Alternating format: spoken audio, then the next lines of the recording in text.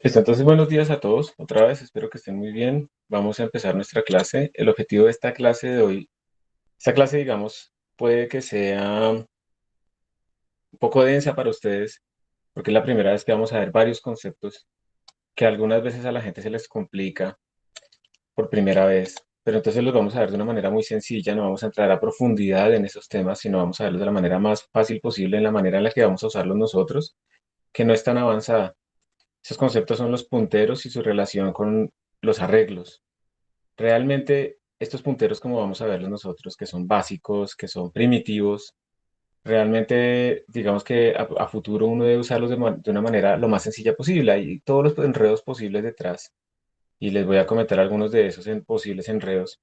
Pero para lo que nosotros vamos a necesitar realmente con un puntero y tener el concepto de guardar la memoria y qué relación tiene eso con los arreglos, pues va a ser completamente suficiente.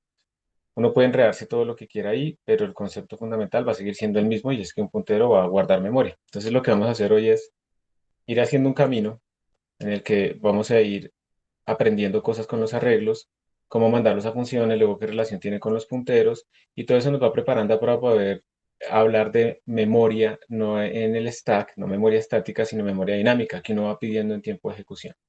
Entonces les pido por favor que entren al repositorio del curso como tal y hagan un git pull. Recuerden que este comando ustedes no lo tienen que hacer. Hagan un git pull, por favor, para traer los cambios posibles que se hayan hecho. Normalmente siempre hagan esto antes de la clase. Algunas veces yo preparo algunos códigos ahí, otras veces no. Pero por favor, por ahora, pues ir haciendo este tipo de git pull, digamos, consistentemente siempre antes de la clase. Acostumbrémonos siempre a eso. Si no se trae nada, pues bien, pero si se trae algo, pues ya estamos listos. Entonces hay una carpeta para el día de hoy que se nos acaba de crear si hicimos el git pull, que se llama arreglos 2 y ahí hay varios archivos, hay varios CPPs, pero también hay un archivo org que yo lo voy a utilizar durante la clase, ustedes no es necesario que lo usen, y un archivo HTML que voy a ver si, digamos, funciona y es como más o menos una documentación de lo que vamos a hacer la clase de hoy. Estoy probando varias cosas.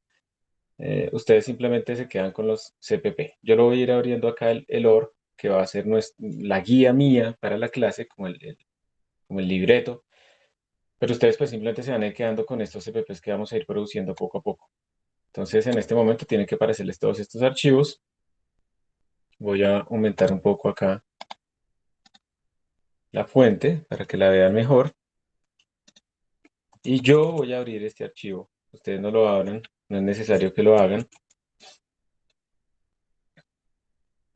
El arrays 2.org. Ustedes solamente pues trabajan con los CPPs que yo les vaya diciendo ahí. Están.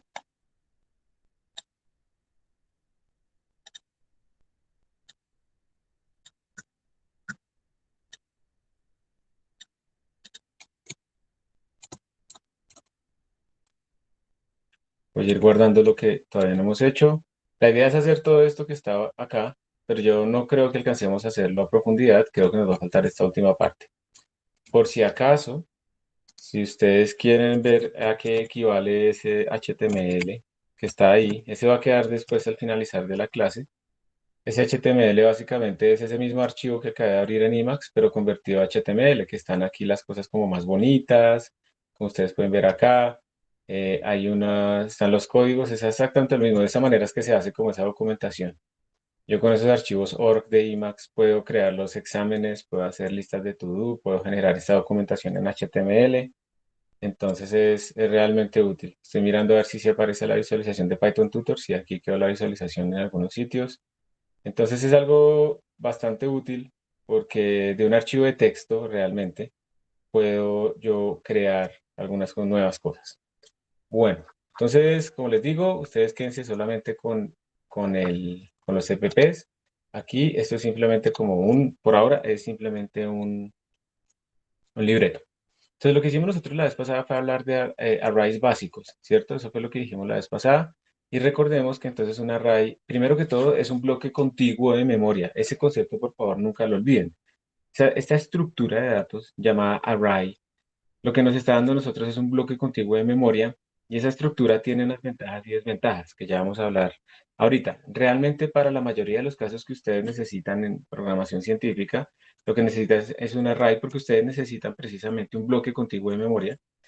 Eh, es homogéneo, es decir, todos los tipos de datos dentro de un arreglo, más bien, todos los elementos dentro de un arreglo tienen el mismo tipo de datos. Todos son double, todos son int, todos son char. No tenemos, en este caso, en los arreglos primitivos, no tenemos heterogeneidad. No tenemos que uno es un char, el otro es un float, el otro es un double. No, todos son del mismo tipo de datos. Eso tiene una ventaja. Pueden ser estáticos, recordemos que eso lo hablamos la vez pasada. Estático quiere decir es que su tamaño se conoce en tiempo de compilación y no cambia, y por lo tanto esa memoria que yo pida con ese arreglo estático se va en el stack. Recuerden que la memoria RAM la dividimos en dos pedazos, el stack y el heap, y el stack es como un tamaño fijo que depende del usuario. ¿Alguien recuerda cuál fue el comando que utilizamos la clase pasada para mirar el tamaño del stack en la consola? No sé si lo recuerdan. Ulimit, muy bien, José Esteban, sí señor, Ulimit. Con Ulimit nosotros pudimos ver el tamaño del stack en la consola y observamos, por ejemplo, que que en el stack, por ejemplo, a mí me estaba saliendo que era como de 8.192 kilobytes, o sea, más o menos del orden de 8 megabytes, 8.192 megabytes. Entonces, si pedimos más memoria que lo que cabe en el stack, es decir, si tenemos un arreglo estático que está pidiendo más que eso, pues entonces nos da un segmentation fault. De una vez vimos muy por encima, pero cada vez nos vamos a ir acostumbrando más, pues esto, ver el sanitizer. Con el sanitizer observábamos nosotros que si nosotros compilábamos con esto, y esto está mal, aquí me le falta menos uno que sanitize, si compilábamos con estas banderas, de pronto en tiempo de ejecución, nuestro programa nos iba a arrojar unos errores cuando nos estuviéramos saliendo de los límites de nuestros arreglos. Entonces es importante y es muy útil acostumbrarse a tener siempre estas banderas dentro del compilador para que nosotros podamos detectar varios casos. La que vimos la vez pasada fue el Sanitize Address, que básicamente entre muchas cosas nos dice una muy importante y es cuando nos hemos salido de los límites del arreglo primitivo que no tiene checks. Pero hay otras como el undefined, que por ejemplo nos dice cuando estamos sacando raíces cuadradas de números negativos, cuando estamos dividiendo por cero y cosas así. Y también el leak. El leak va a ser muy relevante hacia el final cuando veamos nosotros qué es qué significa memoria dinámica cuando pedimos memoria. Siempre que pedimos algo tenemos que devolverlo. ¿Listo? Esa es como la idea. Y entonces los leaks ocurren cuando uno no hace caso de ese tipo de situaciones. Entonces, aquí tenemos un ejemplo que era que estábamos compilando. Voy a arreglar un poquito la indentación. No sé por qué salió así. Aquí veíamos un ejemplo, el de la clase pasada. Ese se llama Basic Array. Ese es el mismo, yo no le hice ningún cambio. Estamos pidiendo memoria para dos arreglos, B1 y B2, que eran de tipo estático porque N se conocía desde el principio, desde cuando se empieza a ejecutar nuestro programa. Entonces el compilador aquí lo que hacía era a los tres primeros elementos les asignaba estos valores y al resto de elementos le asignaba el valor cero. Y luego calculábamos como algo llamado, algo análogo, ¿no? Un producto punto entre esos dos vectores, que era básicamente cada componente de cada uno de ellos multiplicado y luego hacer la suma de todo eso. Entonces podemos utilizar un índice para para acceder a cada uno de los elementos. Y era muy importante recordar y tener en cuenta que esos índices implican que empezamos en cero, los índices empiezan en cero y los índices terminan en n-1. ¿Listo? Porque empezamos en cero y ya más adelante vamos a entender por qué empezamos en cero. Si yo pues simplemente compilo y ejecuto este código, entonces pues me va a salir -58.112 como resultado. ¿Está bien? Eso es lo que vamos a obtener nosotros. Recordémoslo, hagámoslo de una vez el recorder. Y entonces vamos a la terminal y vamos a compilar. Este se llamaba, ¿cómo era? Basic Array, creo. Sí, Basic Array. Entonces voy a compilar G++. Si lo hago así, no estoy utilizando los sanitizers. Lo ejecuto y me da pues menos 158.1112. Y si yo utilizo los sanitizers, que son esas banderas largas, sanitize igual a address, esta es la más importante por ahora, yo la escribí mal, f sanitize igual a address, miren que compila igual, y lo ejecuto y no salió ningún error de sanitizer. Si yo quisiera ver precisamente esos errores de sanitizer, entonces pongámosle aquí un menor igual, ¿listo? Y voy a compilar otra vez, pero sin el sanitizer. Mire que compilo sin el sanitizer, yo sé que estoy cometiendo un error y mire que esto me bota el mismo valor, ¿sí ven? En cambio, si lo compilo con el sanitizer, ese error está oculto, eso es malísimo en programación. Yo necesito que los errores se noten lo más rápido posible, de la forma más escandalosa posible. Entonces ahora yo le activo el sanitizer y lo vuelvo a ejecutar y el sanitizer me está diciendo precisamente que hay un error. Recordemos también que los sanitizers nos pueden dar a nosotros la línea en la que está ocurriendo eso. Bueno, alrededor de la cual está ocurriendo eso, pero como yo no le compilé con símbolos de debugging, entonces él simplemente me bota direcciones de memoria. Para que yo pueda tener esa información, o más bien para que el sanitizer o los debuggers me puedan dar a mí como esa información, yo puedo activar esta bandera "-g", vuelvo a correr, sale el mismo error obviamente, pero ahora él me está diciendo aproximadamente alrededor de qué línea está ocurriendo ese error, ¿sí? Entonces es una ayuda para nosotros, eso no hace más lento el código ni nada de esas cosas, y es mucho mejor, yo preferible que se demore un microsegundo más, pero me detecte el error a que no me detecte el error. Entonces me dice que es alrededor de la línea 17, y esa línea 17 es esta. Entonces aquí es donde está ocurriendo el error y básicamente pues es que llega un momento en que estoy accediendo a unos elementos que están por fuera de mi arreglo, ¿sí? Cuando i vale n. Entonces, ya con esto es una gran guía porque uno sabe que es un problema de acceso, entonces uno mira los límites y cosas de ese estilo. Lo voy a volver a corregir, ¿listo? Y la idea es que siempre, siempre, siempre entonces compilemos con los sanitizers para hacer que nuestra vida sea mucho más sencilla. Esto es el repaso de la clase pasada. ¿Hay alguna pregunta de esto que hemos... No, profe, ¿Ninguna? ninguna. Listo. Y por último, quiero recordarles, y esto lo vamos a ver ahorita, yo estuve tratando de hacer que Visual Studio me funcionara acá fácilmente para hacer un debugging gráfico y no sé qué, pero nada, eso no funcionó fácilmente, eso toca instalar un montón de vainas y configurar y bueno, eso no es tan inmediato. Tengo entendido que Visual Studio era la maravilla porque todo es inmediato, pero no es cierto. Tocaba configurarle un montón de cosas y no sé qué. Entonces voy a ir a lo básico de siempre, a las herramientas básicas.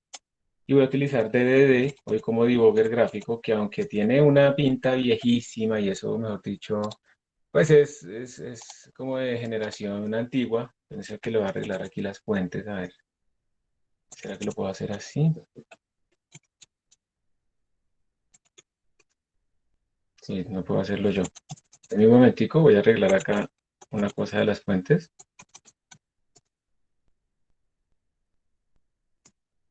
¿Listo? Para que se vea más grande. Listo. Entonces con DDD, eso es un debugger gráfico simplemente. Yo voy a pararme acá. Esto no lo tienen que hacer ustedes, por favor, simplemente en este caso presten atención. Esto es casi como correrlo en el Python Tutor también. Pero en el Python Tutor algunos de esos problemas no corren apropiadamente. O sea, él se salta hasta el final, optimiza, yo no sé qué está haciendo, pero se salta hasta el final. Entonces le puse un breakpoint acá y voy a decirle run. Entonces él llegó aquí en el tiempo de ejecución y yo lo que le voy a pedir, por ejemplo, es que me haga un display de esta variable. Si yo le hago un display así directamente, le digo que me la pinte aquí arriba, él me está diciendo, bueno, B1 es esta variable, pero pues yo no tengo nada, él no conoce nada porque no hemos pasado por esta parte en la que se pide la memoria. Entonces más bien lo voy a decir así. Voy a correr el mismo comando, miren que acá abajo hay una ventana de comandos, pero lo voy a decir que me imprima ciertos valores. Entonces asterisco B1, ya vamos a entender en un momentico que por qué le puse asterisco. Y le voy a decir que me imprima 10. Yo no quiero que me imprima tantos valores, sino solamente 10. ¿Listo? Entonces le doy Enter. Aquí están apareciendo los valores. Entonces, básicamente estos son los 10 primeros elementos. Y quiero que observen ustedes que antes de que uno haga la declaración y la inicialización, Esos arreglos, por lo menos los 10 primeros elementos, están llenos de basura que va en la memoria RAM. Miren que ese patrón de bits queda aquí como con no sé qué por 10 a la menos 95, menos 307, más 105, un NaN, menos 309. Es decir, por eso es tan importante que nosotros inicialicemos las variables al principio, porque si no vamos a tener todos estos valores y pues nunca nos va a dar absolutamente nada. Va a ser el siguiente paso. Siguiente paso, miren que la flechita me está indicando que se va a ejecutar esta línea, la flechita verde. Voy a hacer el siguiente paso ahora. A ver, estamos acá. Y miren que al hacer el siguiente paso, ahora ya él lo que hizo fue llenar los tres primeros elementos con los valores que yo le dije, menos. Miren que aquí yo puse 9.87, pero la verdadera representación fue 9.8799. O sea, esto es para que ustedes vean que los números que uno escribe no están representados de forma exacta. Eso es supremamente importante que siempre lo tengan claro.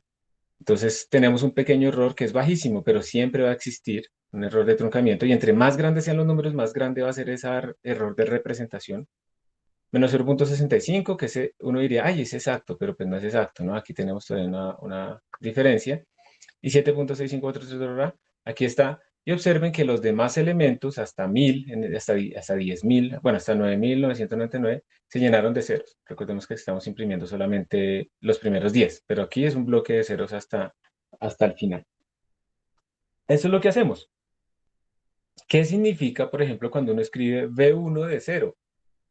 V1 quiere decir párese al inicio de este arreglo. Y 0 quiere decir quédese ahí, no se mueva nada más. Entonces V1 de 0 es este primer elemento que tenemos acá. ¿Qué quiere decir V1 de 1? Quiere decir párese en el inicio de ese arreglo y sáltese un lugar. Pero ojo, este tamaño de este lugar pues depende del tamaño de lo que yo tengo acá. Como esto es un double, entonces él va a la memoria. En la memoria lo que ve es un bloque así grandísimo de memoria. Entonces él se para al inicio y él lo que dice es, bueno, como este tipo de datos es double, yo pego el salto de un double. Un double ocupa 8 bytes. Entonces se pega un salto de 8 bytes y ahí inicia nuestro elemento. Entonces por eso es importante que sean homogéneos. Al ser homogéneos son muy rápidos en acceso a los arreglos, son supremamente rápidos porque digamos que las instrucciones de la máquina se generan de forma muy sencilla. Si me ponen B1 de 1000, quiere decir que me paro al inicio y salto 1000 por 8 bytes, o sea, 8000 bytes. Y ¡pran! Eso es muy rápido en la memoria. ¿Listo? Entonces los arreglos son muy rápidos en acceso y lectura. ¿Listo? Acceso y escritura, digamos, lectura y escritura, son muy rápidos, que eso es básicamente lo que nosotros utilizamos en general, escribir, leer, calcular cosas. Entonces, por eso son muy, muy eficientes, ¿listo? ¿Cuál es la desventaja? ¿Qué tal si yo no quiero tener 10.000 elementos, sino quiero tener 12.000? Pero además quiero que esos 12.000 aparezcan no necesariamente al final, pero eso también cuesta harto, sino por acá, después de los tres primeros elementos.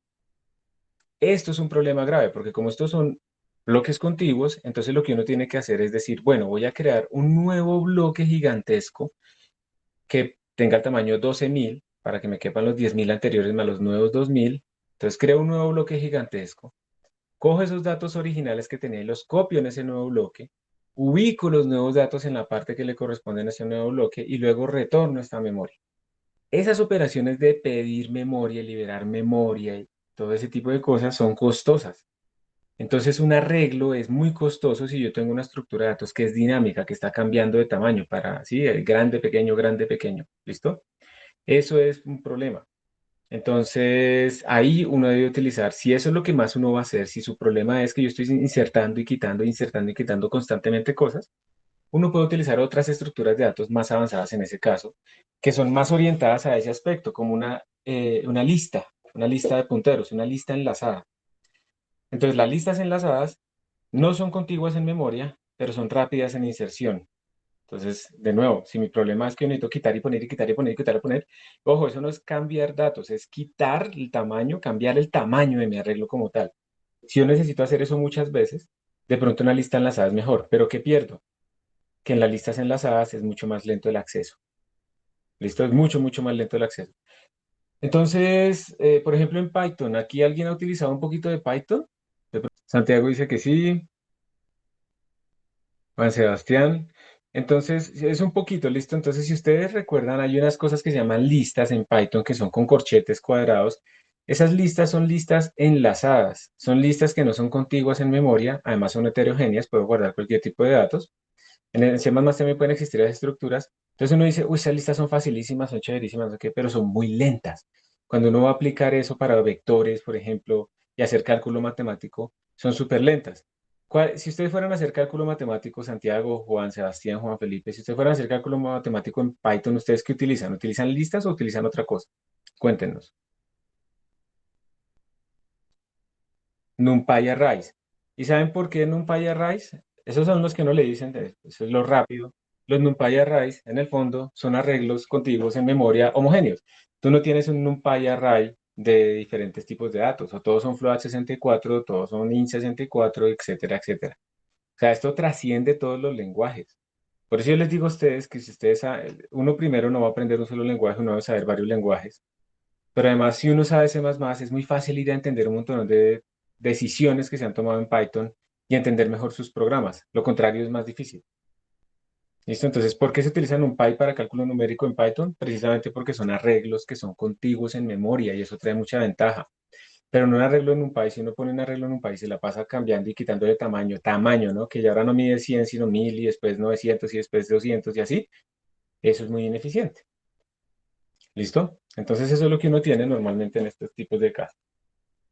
Bueno, entonces, esto que les acabo de decir de cómo es que uno accede a los elementos B1 de 0, B1 de 1, B1 de 2 y así sucesivamente, precisamente es la relación que existe entre arrays y entre punteros. Un puntero básicamente es en dónde arranco yo, la dirección de memoria donde arranco yo. Un puntero, un arreglo, donde arranco yo. Y luego uno le pone los índices, estos índices que uno pone acá, estos que están entre corchetes cuadrados, esos índices me dicen es cuántos saltos me pego. Pero de nuevo les recuerdo, depende del tipo de datos, el tamaño de ese arreglo. Si es un tipo de datos int, entonces el salto es más corto. Si es un char, es más corto. Entonces, dependiendo de lo que yo, mm, del tipo de datos que tengo yo en mi arreglo, los saltos van a ser de tamaño diferente. ¿Listo? Juan Sebastián pregunta que si NumPy no está escrito en C o no. En C. Sí, NumPy está, bueno, NumPy tiene rutinas en C, en Fortran, algunas en C++,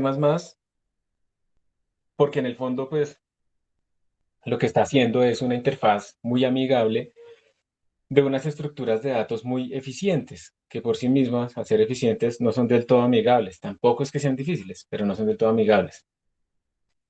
Bueno, entonces esto es, digamos, como la herramienta, el tooling que vamos a utilizar nosotros el día de hoy en esta clase. ¿Listo? Entonces esto fue lo que hicimos la vez pasada. Ahí ustedes pueden ver exactamente el mismo código, se no tiene ningún misterio. Y ahora entonces vamos a ir a los punteros, precisamente. Vamos a ir a los punteros, entonces por favor abran el archivo que se llama basicpointer.cpp para que podamos entender lo que está pasando acá. Aquí yo lo tengo escrito y ya vamos a pasar. Hay unas preguntas en el chat anónimo. Entonces, a ver, hay una que dice, ¿cuándo es el próximo examen? Toca mirar el programa, creo que es la semana 9 y no recuerdo si estamos ahorita creo que estamos en la 7. Entonces sería como en 2 semanas. Tengo que mires el sílabus. Profe, ¿cómo abre el DDD? Entonces acá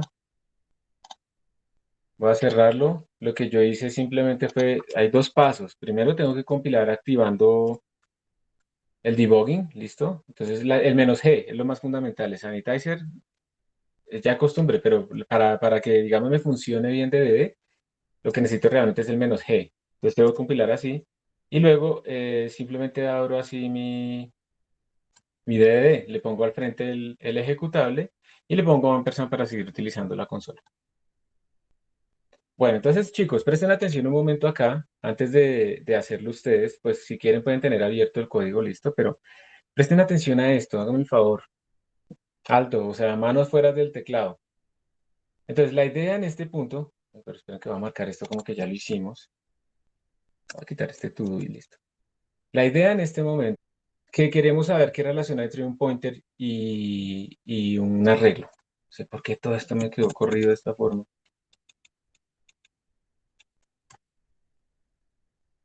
Entonces aquí hay un codiguito muy sencillo que nos ayudará a entender un poquito sobre la relación entre pointers o qué es un pointer, básicamente. Entonces, miren, por ejemplo, este código por ahora, este código que tenemos acá, el basic pointer, No está haciendo nada con arreglos, ¿listo? No, nada de nada.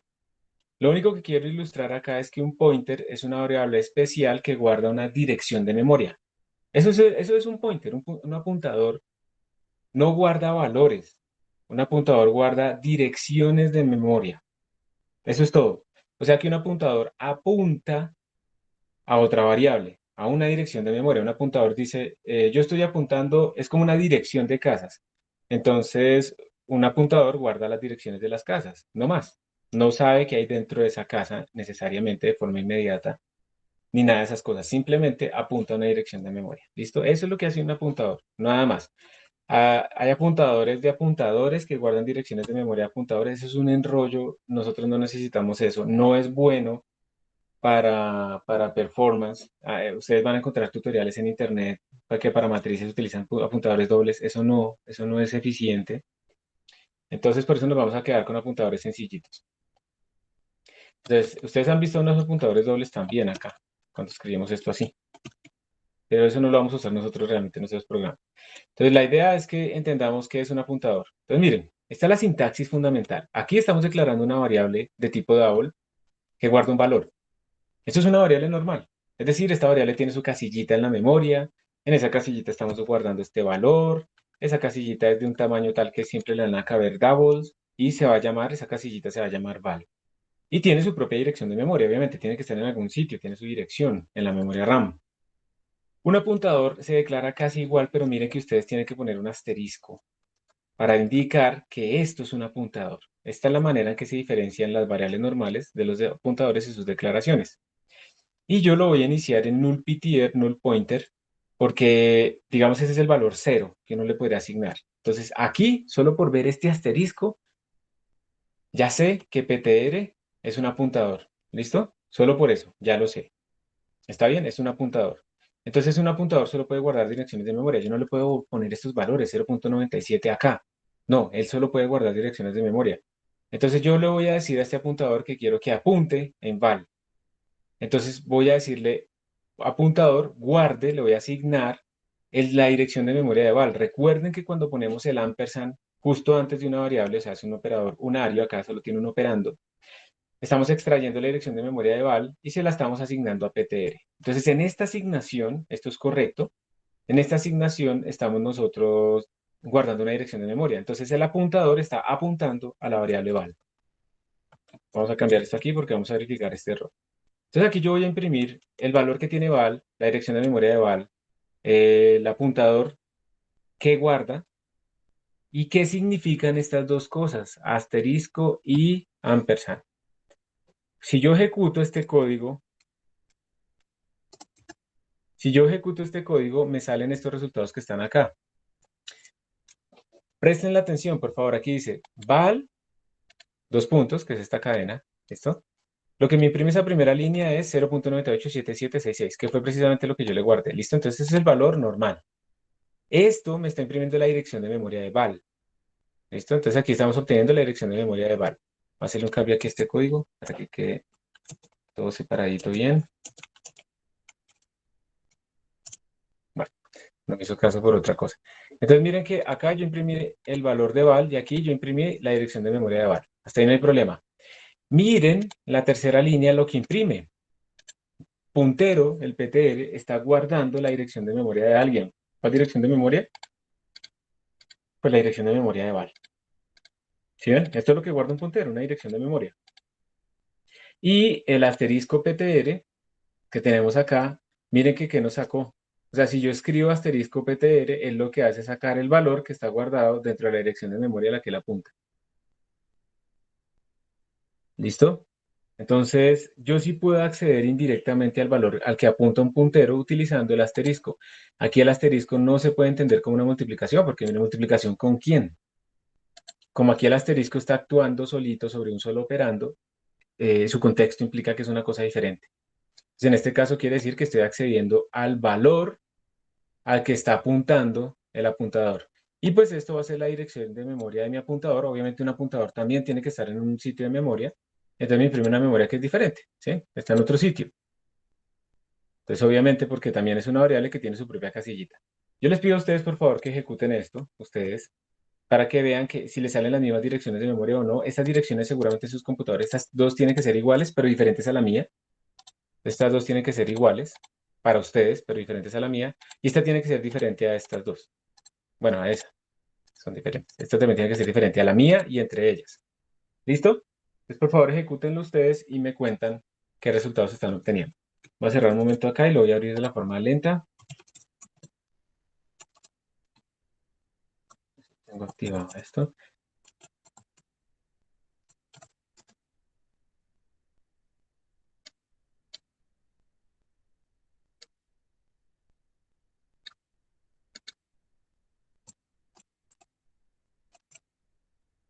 Listo, entonces esto ya lo hicimos y estamos acá. Voy a cambiarle el color para que quede con mejor contraste en la transmisión. Listo. A mí me está dando esto que tengo acá. Y ustedes me cuentan si les está dando igual o no les está dando igual.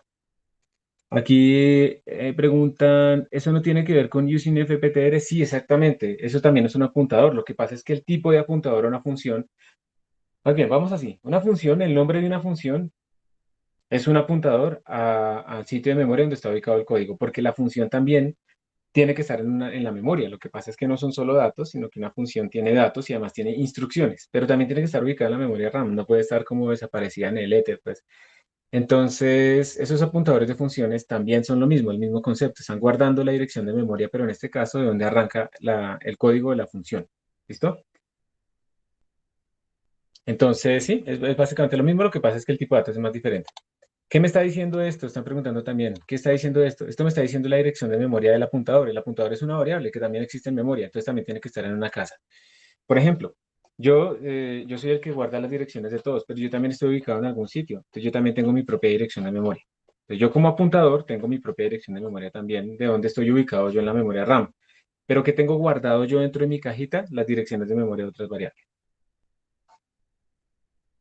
Entonces a José Esteban le dio precisamente que la dirección de val y de PTR pues son iguales. Lo que guarda PTR es una dirección de memoria que es hacia val. Y la dirección de memoria de PTR pues también le dio diferente. No está garantizado, ustedes pueden ver ahí que están contiguos, pero no está garantizado. ¿Cómo diferencia el computador entre un dato y una instrucción de memoria? Eso hay unas convenciones, los datos van en un sitio, las memorias van en otro sitio. Entonces, eso digamos, eso es muy de bajo nivel allá, pero hay unas convenciones precisamente para poder entender eso. Al final es un flujo de bits, pero yo necesito saber en dónde empieza y dónde termina una instrucción y ese tipo de cosas. Pero eso está bien definido en términos de cómo se ubica eso en la memoria. Y cuando uno trae, por ejemplo, los datos desde la memoria RAM hacia la caché, entonces hay una caché de instrucciones, una caché de datos, y después entonces se aplican instrucciones sobre los datos y cosas de ese estilo. Entonces eso es una parte como muy interna de cómo funcionan los procesadores. ¿Listo, Juan Sebastián? Ejecútenlo ustedes, por favor, alguien más que nos comparta en otro computador a ver cómo le dio. Las memorias tienen que ser diferentes. La caché es una memoria que está pegadita a los procesadores. Entonces es donde se guardan los datos inmediatos que voy a utilizar yo y la idea es que mis datos estén lo más cercanos posibles en la memoria RAM para que cuando yo los vaya a utilizar se traiga un pedazo de esa memoria RAM a la caché que es mucho más chiquitica, pero entonces todos los datos que procese yo estén cercanos de tal manera que el procesador cuando vaya a aplicar instrucciones sobre diferentes datos, casi todos los encuentre dentro de la caché, así no tiene que ir hasta la memoria RAM. Cuando un código es amigable con la caché, puede ser hasta 1000 veces más rápido que un código que no sea amigable con la caché, haciendo los mismos datos y los mismos resultados. ¿Sí? Entonces, uno siempre va a tener, digamos, pérdidas de caché en el sentido de que en algún momento, pues obviamente el procesador va a decir, necesito este dato, pero no está aquí en la caché, entonces descarto esta página de caché y voy hasta la RAM y traigo otra.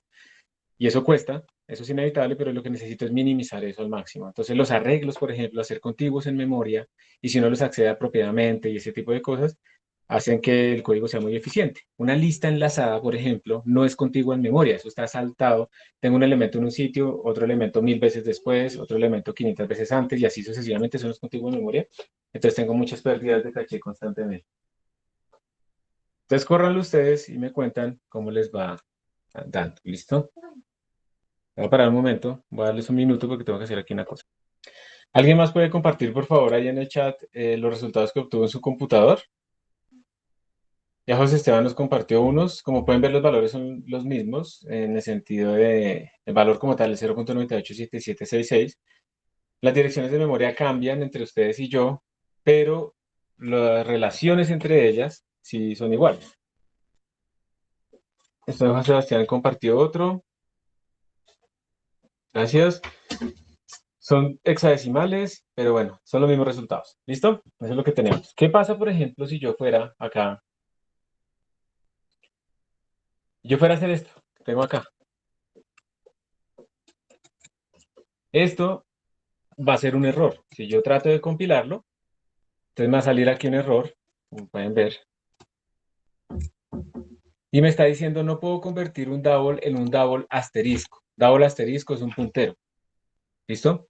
Eso es lo que me está diciendo. Y me está diciendo que en la línea 14 se cometió ese error, ptr igual a val, porque precisamente lo que yo tengo a la derecha es un double normal, y lo que tengo a la izquierda es un puntero, un double. Entonces yo no puedo guardar valores en un puntero, yo tengo que guardar direcciones de memoria.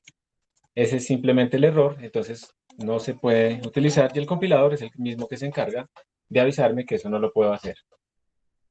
¿Qué significará? Voy a poner aquí otras dos cosas. ¿Qué significará lo siguiente? Miren esta sintaxis tan rara. Asterisco ptr más cero. Y la voy a poner acá para que ustedes vean. Asterisco y entre paréntesis le pongo ptr más cero. ¿Qué será esto? Digan lo que se les ocurra. ¿Qué podrá significar? Esto compila, ¿listo? Esto compila e imprime aquí un valor. Miren, imprimió este valor. Pero, pero ¿qué significará? Entonces, ¿qué es ptr? ¿Qué significa sumarle cero? ¿Y qué significa ponerle el asterisco a un puntero? ¿Qué se les explota el mundo? No. Esas son las sintaxis que a veces a la gente se le confunde con los punteros y entonces se empiezan como a enredar, pero también es una sintaxis que permite que uno haga cosas raras. Entonces dice Juan Sebastián, muestra lo que está guardado en la dirección PTR 0 posiciones de memoria. Exactamente, entonces yo estoy en la dirección PTR, donde apunta que es aval, y le sumo 0 casillas, o sea, no pego ningún salto. Y le pregunto qué hay ahí guardado. Entonces básicamente es lo mismo, miren, básicamente es lo mismo. Básicamente lo que yo tengo es lo que está guardado en val porque no me moví nada. ¿Qué significará si yo escribo esto? ¿Será que me moví un bit en la memoria? ¿O será que me moví un byte en la memoria? ¿O será que me moví más o menos? Se mueve una casilla igual al tamaño del tipo de datos. Ujú. Las direcciones no siempre empiezan en cero, sí. Exacto. Entonces, esto lo que está diciendo, perdón, aquí lo actualizo. Bueno, debería poner 2. Voy a poner 3. Esto con cero, esto con cero y este con uno. Ya vamos a hacer otra cosa acá. Vamos a poner ptr de cero. ptr de cero. Entonces, otra vez, la primera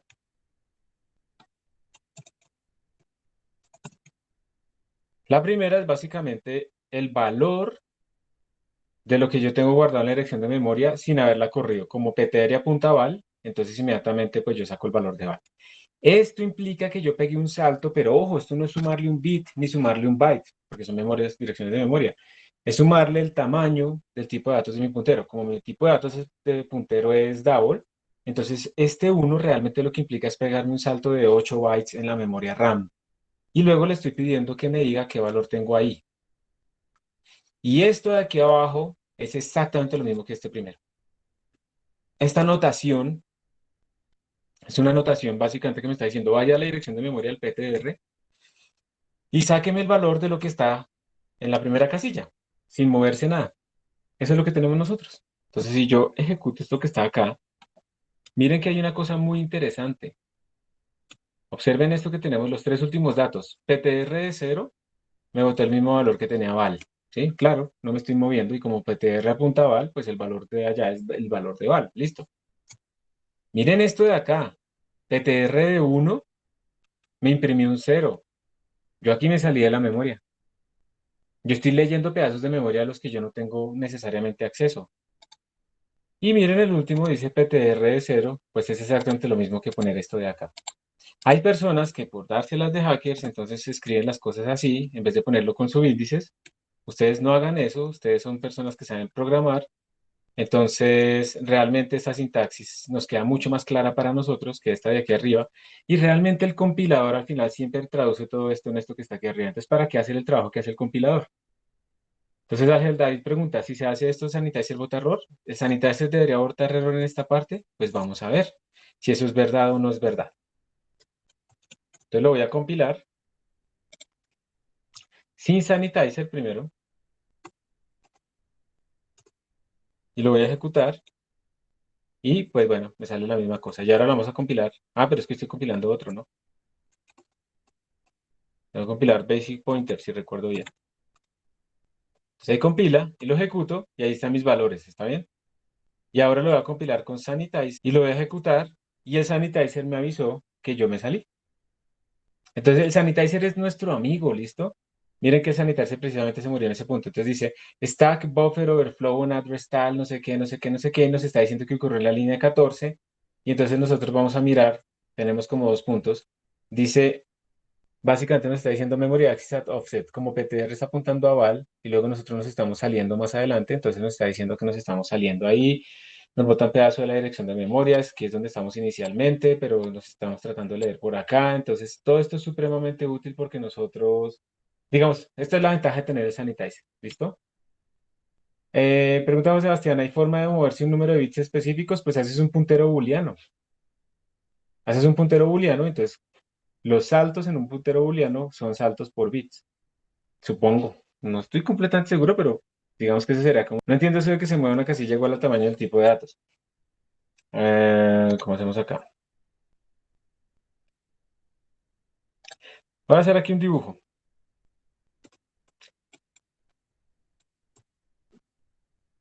Vamos a hablar de un tipo de datos que solamente tiene 4 bits. ¿Listo? Un tipo de datos especial.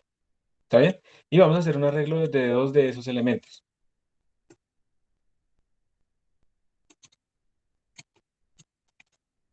Entonces, si lo tengo bien, a ver, uno, 2, 3, 4, 1, 3, 4. Listo.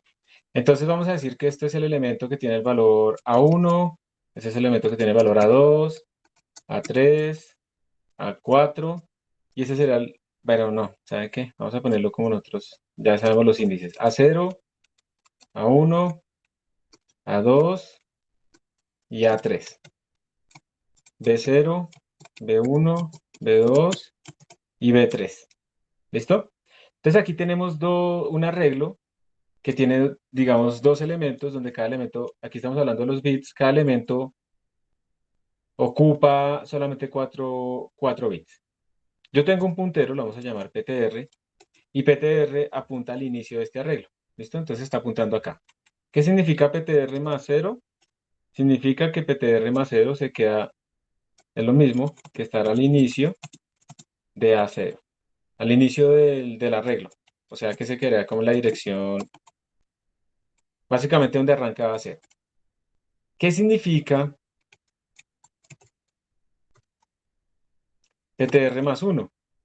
Quiere decir, esta es la pregunta, ¿qué significará PTR más 1? ¿Será que se queda en A1 o se queda en B0? Esa es la pregunta.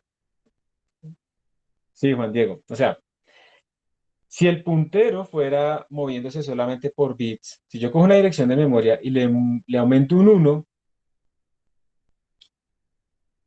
¿será que salta un bit? ¿Será que salta un byte? ¿Será que salta? Depende del tipo de datos de mi puntero. Entonces, en este caso, si está apuntando pues, a un tipo de datos que ocupa cada uno 4 bits, entonces él no va a saltar a 1. Él no va a aumentar simplemente una casilla, no va a pasar de A0 a 1. Él va a pasar directamente al siguiente dato completo. Recuerden que cada dato, el A utiliza todos estos 4 datos, el B utiliza estos 4 datos, entonces va saltando por pedazos de memoria de acuerdo a sus tipos de datos. Entonces esto lo que hace es saltar directamente a B0. Entonces no salta casillita por casillita contigua en memoria, en bits dentro de la memoria, sino que salta bloques dependiendo del tipo de datos. Entonces repito, si es un double ocupa 8 bytes, entonces cuando yo le digo más 1, él pega un salto de 8 bytes, de 64 bits. Y eso es lo que significa que nos que salta el tamaño del tipo de datos al que apunta. ¿Listo, José Esteban? Pregunta Juan Carlos Aranda que si podemos hacer PTR más 0.5. Yo creo que eso va a ser un error o esto lo va a truncar a cero, pero podemos intentarlo, como siempre. Vamos a intentar esto a ver qué sale. Y mira que aquí me está diciendo que esto es un error. ¿Sí ves? Vamos a ver si es esa la línea. Sí, ahí me está diciendo que aquí hay un error, que él no puede transformarlo un PTR asterisco, que es, perdón, a ver, PTR es un double asterisco, es un puntero, y 0.5 es un double. Entonces él no puede hacer esa suma. Entonces el compilador nos está diciendo que eso no tiene, no se puede hacer, básicamente. Solo bueno la programación, ¿listo? Mire que uno puede hacer cosas raras, yo también puedo hacer esto. PTR-1. Por eso los punteros son tan peligrosos. Los punteros básicamente les permiten a ustedes manipular memoria directamente, meterse allá. Eso es lo que se llama como close to the metal. Por eso es que es tan eficiente programar, si uno lo hace bien, programar en C o C++, porque uno realmente puede manipular la memoria. Pero eso también trae las desventajas de que uno pues, puede cometer muchos errores, ¿sí o no? Miren que si yo hago PTR-1, ¿qué significa eso? Que me voy para la izquierda.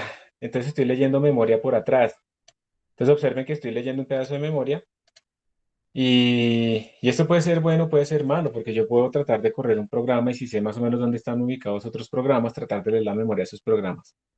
No es tan sencillo, ¿no? No es tan sencillo, pero yo podría estar haciendo esto. ¿Listo? Entonces, bueno, vamos a dejarlo así.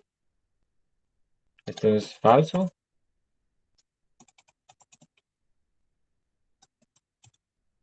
Vamos a cambiar esto acá.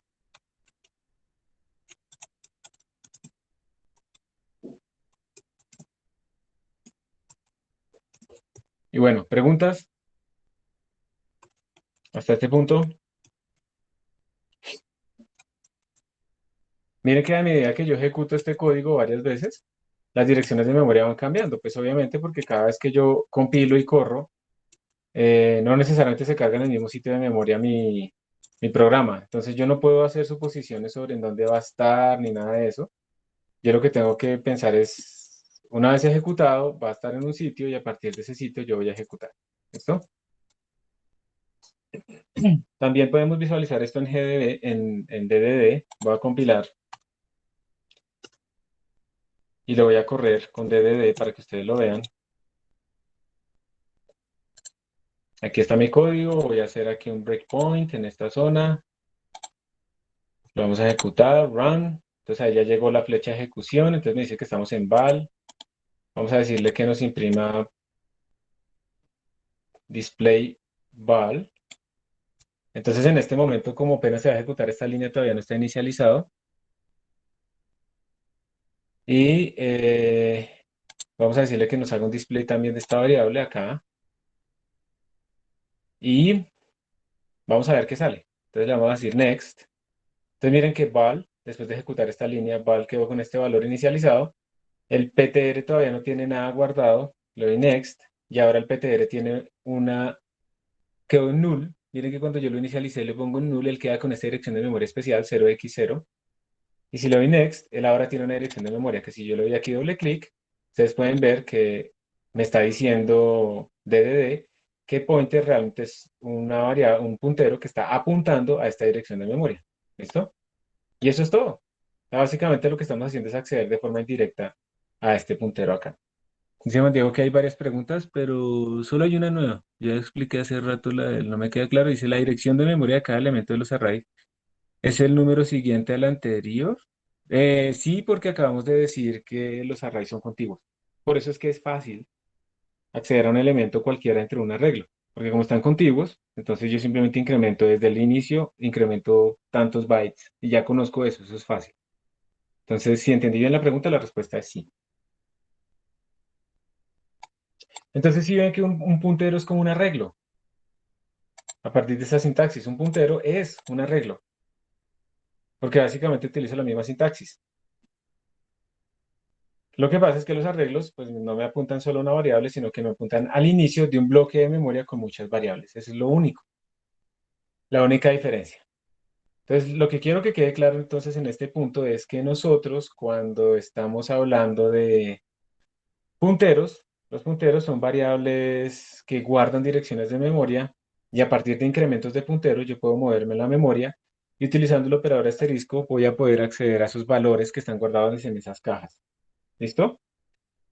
Gracias Juan Diego por avisarme la pregunta que faltaba. ¿Alguna? Profe, y ahí cuando va como a definir el puntero, o sea, lo importante es que tenga el asterisco, ¿no? En la línea 5 Sí. es. Sí, sí, sí. El asterisco es lo O que sea, indica que esto es un puntero, sí, señor. no importa de que uno le ponga después otro nombre ahí en vez de PTR. Ah, no, claro. El nombre de las variables es arbitrario, es de que tú cumplas las reglas de no ponerle señas, espacios, sí, utilizar palabras reservadas. Eso es un identificador que tiene que cumplir las reglas de cualquier identificador, pero no, eso no tiene ninguna restricción con el nombre como tal, igual que las variables, como te digo, bajo las restricciones normales de las variables, ¿no? Ay, es que a mí me gustan mucho las reglas del español, entonces le pongo tilde. No, eso no se acepta.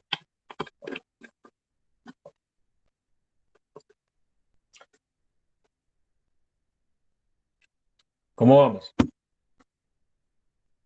He procurado tratar de mostrarles a ustedes todo esto gráficamente para que quede claro el concepto y sea un poco más fácil. Incluso podríamos intentar, pero es que estos códigos no se ven bien en el Python Tutor. No, dejémoslo así. ¿Puedo destruir un programa con una ñ? No, no, simplemente no te va a compilar. No te va a aparecer como permitido y ya. Entonces no va a pasar nada. Otro problema es que yo vaya a leer un texto y el texto tenga ñes o cosas así. Entonces eso es diferente, eso sí lo puedo hacer. Una cosa son los identificadores de variables y otra cosa es lo que guardo dentro de un arreglo. Y yo puedo crear un arreglo de cadenas y que las cadenas tengan ñes. Eso sí.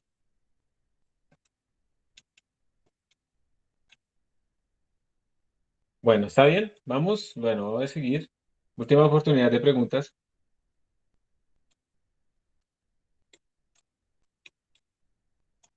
Entonces dice, modificamos el periodo de código para incluir un puntero, el código de Basic Array. Entonces lo que vamos a hacer en Basic Array acá,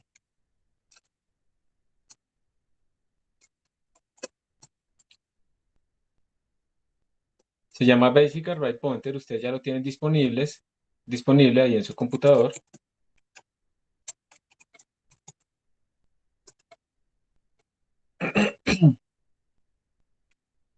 Eh, quiero mostrarles una cosa antes. Voy a hacer un paréntesis, ¿listo? Paréntesis. Esto no es de punteros. Miren que si yo abro acá Basic Array Pointer, miren que no está como bien indentado. Esto es simplemente una visualización sí, de lectura. Miren que yo tengo como estos espacios al inicio, ¿si los ven? En mi código. Y entonces es un código que está como mal formateado. ¿Ustedes cómo harían para arreglar este formato? Pregunta en este momento. ¿Cómo harían? ¿O lo dejan así? Horrible. Bueno, no horrible, pero feo. ¿Qué harían para arreglar este código que esto hace parte? Esto es un editor, o sea, ustedes lo abren en un editor y ¿qué le harían para poder arreglar esto que no queden estos espacios acá, sino que este corchete quede pegado al inicio? Lo voy a abrir aquí. Digamos que yo lo abro con Emacs.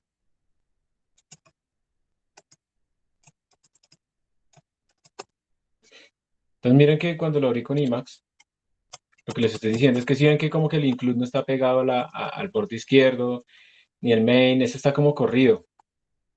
¿Cómo editan ustedes esto? ¿Cómo lo arreglan? No lo dejan así. Esto compila, pero esto no es buena costumbre, dejar los códigos de esa forma. Incluso dejarlos, digamos, así horribles, que a veces uno ve códigos así. Esto va a compilar, pero esto está horrible. Con tabs. No sé si funciona Animax, pero en VS Code si seleccionas el primer Shift Tab, se desindenta. Y también funciona, y gracias por contarlo, Santiago. O sea, José Esteban, es cierto, yo puedo hacer tap, tap, tap, tap, tap por todo lado, ¿listo? También puedo seleccionar toda la región en Emacs, así como hacen ahí, y le puedo decir escape X, que eso ejecuta un comando, y le digo indent region. Y con eso, ping, ya quedó indentado. Pero voy a quitarle lo que hice. Entonces se puede hacer igual que en Code, en VS Code. Se selecciona todo y se hace Shift Tab.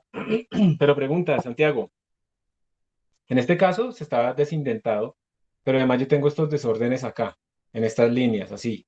También se arregla para saber, quiero aprender. Toca manual, ¿cierto? Pero miren que si yo lo hago en Emacs, me lo arregla todo, ¿listo? Pero hay otra cosa más útil que es lo que les quiero mostrar a ustedes. Voy a cerrarlo y hay una línea de comando, eso se llaman unos linters, bueno, no estoy seguro si es un linter realmente. Bueno, lo vamos a arreglar con un formato. Hay una utilidad que se llama Clang Format y con Clang Format yo le puedo pasar, ya saben que estamos en un paréntesis, ¿no?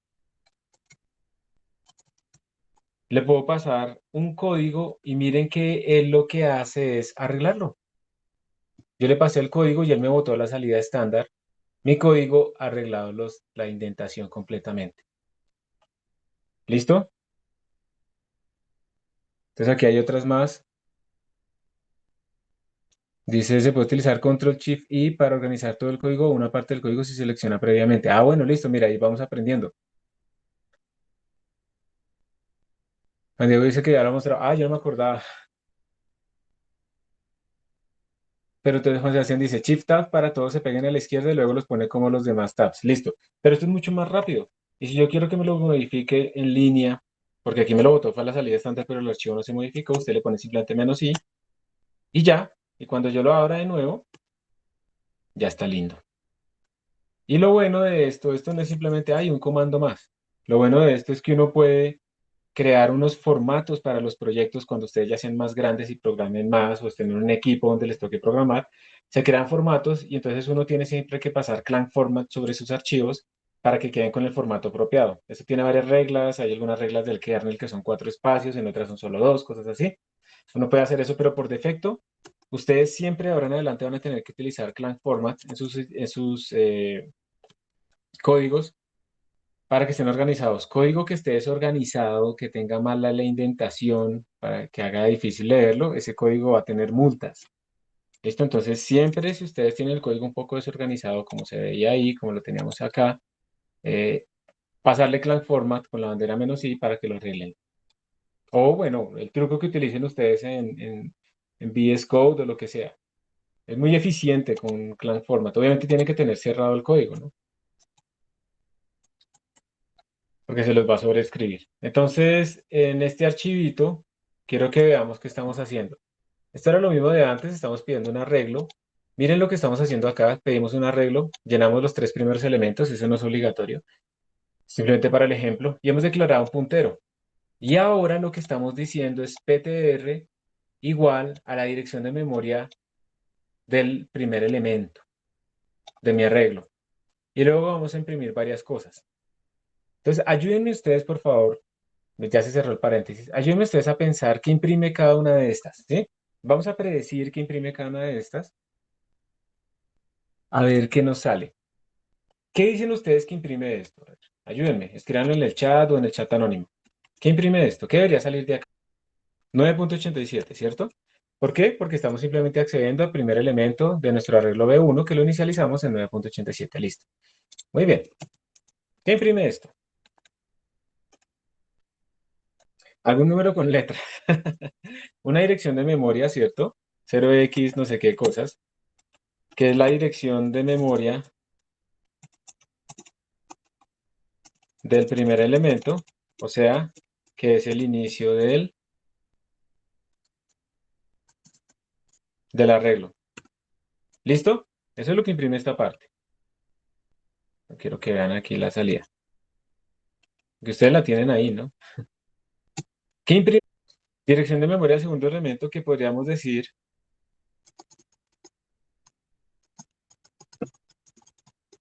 que será lo mismo que decir 0x sdf sdf más 1 o más 8 bytes.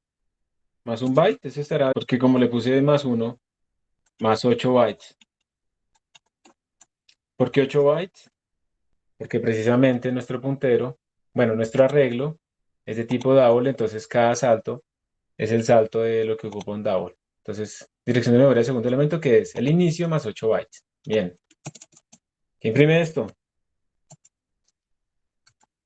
Dirección de memoria de primer elemento, porque mire que nosotros acabamos de decir que PTR apuntaba a la dirección de memoria de primer elemento. Eso fue como lo declaramos. Entonces esto va a imprimir, preciso dice una dirección de memoria fea. SDF, SDF, ¿listo?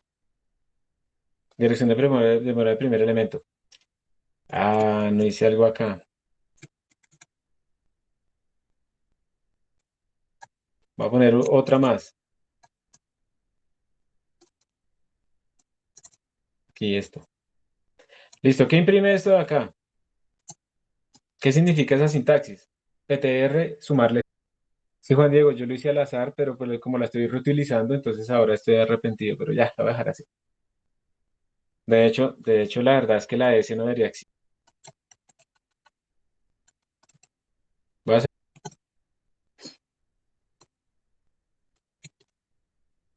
Entonces esta línea imprime PTR de cero, o sea, aquí estamos accediendo a un valor, ¿cierto? Y estamos accediendo al valor al que apunta PTR incrementado cero veces. O sea, ¿qué número imprime esto?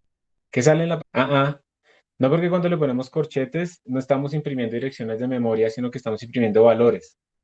9.87. Recuerden que escribir corchetes es lo mismo que escribir asterisco y entre paréntesis lo de nuestro puntero. Es acceder a los valores. ¿Listo? Entonces sale 9.87. ¿Qué escribe esto?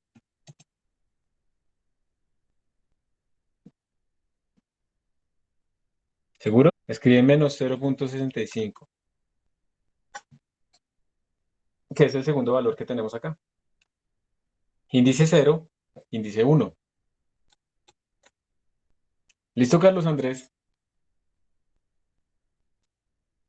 Porque recuerda que PTR está apuntando al inicio del arreglo y aquí lo estamos diciendo que se corra cero casillas y una casilla. Entonces me imprime el valor que está ahí guardado.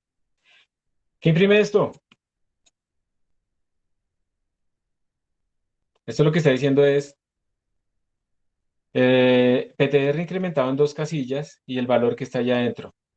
Esto es cero casillas, una casilla y dos casillas. Entonces sí, de acuerdo. Imprime 7.65432. ¿Listo? ¿Qué imprime esto? Ojo que aquí estoy imprimiendo es el nombre del arreglo. ¿Será que esto sí funciona o no funciona? Esto no lo hemos visto, pero esto va a imprimir nuestra dirección de memoria. ¿Listo? ¿Por qué? Resulta que por sintaxis, por diseño del lenguaje, los nombres de los arreglos son punteros constantes a la dirección de memoria donde inicia nuestro arreglo. ¿Por qué le hice énfasis a constantes? Porque el nombre yo no lo puedo hacer apuntar a otros sitios. Él siempre va a tener que arrancar en el mismo sitio de memoria. Pero también son punteros. Los nombres de los arreglos son punteros. Por eso es que ustedes pueden intercambiar aquí y hacer todo este montón de jugadas. Ustedes también podrían escribir cosas, si quieren, vamos a ponerlo acá como otra línea. Ustedes también podrían escribir esto. B1 más 2. También lo pueden escribir así. Es mucho menos claro, pero también pueden utilizarlo de esta manera. Porque B1 es el nombre, perdón, B1, el nombre de un arreglo, es un puntero constante a la dirección de memoria donde inicia el arreglo. ¿Y por qué es constante? Pues porque yo no quiero cambiarlo para que apunte a otros sitios y yo pierda la información que tenía. En cambio, el pointer, el PTR, ese sí lo puedo hacer apuntar donde yo quiera. Pero el nombre de un arreglo, ese sí es un puntero constante. Vamos a ver si todas nuestras predicciones son correctas. Vamos a mirar aquí la salida. Entonces, observen, primera salida dice 9.87, sí nos dio. Segunda salida, una dirección de memoria. Bien, la otra salida es la misma dirección de memoria más 8 bytes. Miren qué belleza. Aquí están los 8 bytes, el resto todo es igual. La otra salida, la misma dirección de memoria del inicio, perfecto.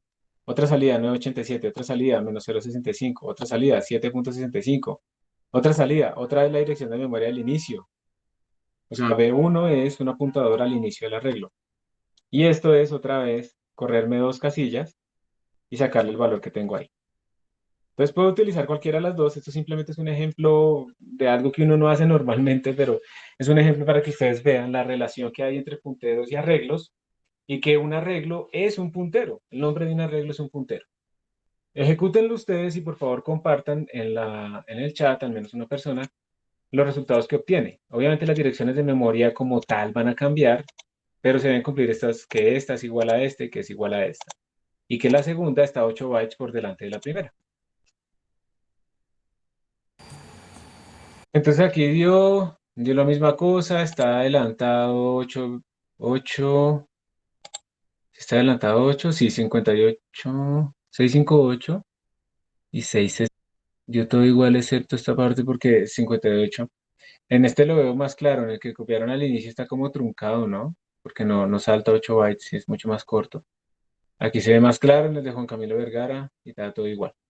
Juan Diego dice normal, no virtual. Supongo que este se confundió de chat.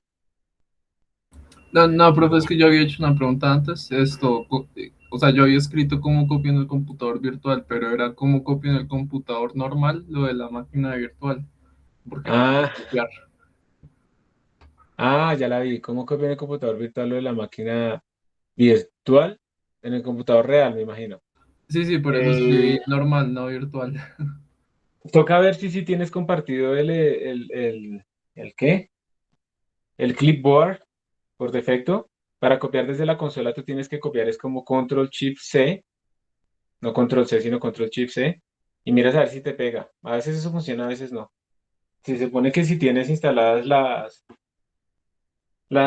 ¿cómo se llama? Las VirtualBox add-ons, o guest add-on, yo no sé qué vaina es eso que dice ahí en el manual cuando ustedes instalaron máquina virtual. Entonces se supone que debería funcionar. Bueno, entonces, preguntas. En este momento están aprendiendo de las cosas como más fundamentales en esto de la programación. Esto de los punteros es un gran poder que conlleva también una gran responsabilidad, ¿ok? Se puede enredar también un montonón, como les digo. Se pueden hacer punteros de punteros, entonces con doble asterisco, con triple asterisco, con todos los asteriscos que quieran. No sé cuál será el límite de eso. No lo recuerdo en este momento, pero pues eso ya es un enredo muy tenaz y eso tiene otras desventajas. Realmente con punteros sencillos, un puntero sencillo es que vamos a hacer absolutamente todo, ¿listo? Cuando modificamos el sistema, cuando modificamos el sistema 32 con los punteros es mucho más difícil, además esa memoria está protegida en privilegios de acceso, entonces es poco probable que se pueda hacer. Hubo un ataque que llevaba décadas, básicamente desde que existen los procesadores modernos. No recuerdo, se fue hace como 2 años. Spectre, Meltdown, todo ese tipo de ataques utilizaban algo que se llama como el Preventive Execution, que es cuando un procesador tiene un if and else, entonces trata de ejecutar antes de entrar a la condición y evaluarla, trata de empezar a ejecutar lo que está en el if o lo que está en el else, para que cuando se evalúe la condición, entonces ya se hubiera adelantado trabajo. Pero resulta que en ese punto precisamente se podían colocar instrucciones de lectura de memoria en sitios no privilegiados y en ese preventive execution no se verificaba precisamente que uno tuviera acceso, entonces se podía empezar a leer memoria en la que uno no tiene acceso. Luego le salía el if en donde le decía que sí podía entrar o no podía entrar a ese punto, se descartaba esa memoria, pero yo ya la había leído. Entonces esos ataques podían leer a una tasa de ancho de banda muy baja, pero podían leer memoria privilegiada y extraer zonas de la RAM donde en principio no tenían permiso y mitigar esos errores que afectó principalmente, pero no solamente, pero principalmente a Intel, costaba entre 30 y 50% de performance en los procesadores y fue terrible. Los AMD no se vieron tan afectados por este tipo de ataques, se vieron afectados, pero no en la proporción tan importante como fue con Intel. Y eran ataques que llevaban décadas y décadas en los computadores y no se habían detectado desde hacía muchísimo tiempo. Y todavía se ven los coletazos de esos ataques y todavía no todo está fijo y eso sobre todo es importante, por ejemplo, en computadores en la nube. Ahí en su computador, eso para qué aplicar esas cosas si uno no es un target tan importante como para que le estén hackeando con eso, pero si uno se pone a descargar vainas raras de internet todo el tiempo y torrents con .exe y que no sé qué, pues de pronto sí hay que tener cuidado. Pero en general uno en principio no puede acceder con punteros a memorias en donde no tiene privilegios de lectura. O si no, podríamos también incluso escribirlas y así matar el programa, matar el sistema operativo, que eso sí se puede hacer de vez en cuando, pero es mucho más difícil actualmente. Bueno, entonces, este ya lo hicimos y vamos a quitar este to. Y ahora sí, vamos a ver esta última parte, esta tercera parte. No creo que alcancemos a ver la cuarta, se va a quedar para la siguiente clase. Lo más probable es que sea como una tarea, porque no hay mejor forma de aprender y es que a uno le toque hacer la tarea, ¿cierto? Entonces, de pronto les dejo ahí una cosita para que hagan. Porque es importante que ustedes sigan practicando. Uno de los grandes errores con la programación es que ustedes salen de la clase y no hacen absolutamente nada más después de programación o algo, ¿sí? No lo practican. Entonces después están sufriendo porque pues no entienden, no les funciona y cosas de ese estilo. Entonces, ahora lo que queremos es ver, nosotros queremos utilizar esos mismos códigos que teníamos antes y en particular queremos coger esto del producto punto entre los dos vectores. Nos vamos a devolver. Lo de los punteros realmente lo necesitamos un poco más hacia aquí abajo, pero aquí vamos a ver que también lo necesitamos.